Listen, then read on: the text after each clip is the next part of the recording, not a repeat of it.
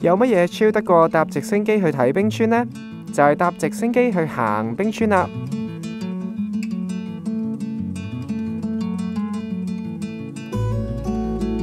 喺直升機上邊，我哋清楚睇到福克斯冰川嘅樣，佢係新西蘭西部海岸最長嘅一條冰川。搭直升機直接嚟到冰川中上游嘅地方，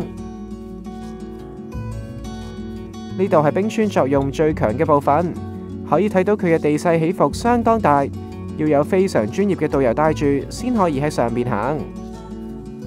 Guys, welcome to the Fox Glacier. We've learned a little bit about how glaciers come from snow, and this glacier starts at 2,200 meters above sea level in the cloud.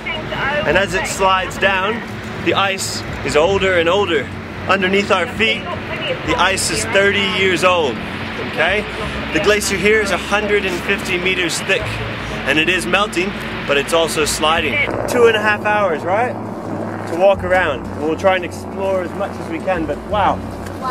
So beautiful.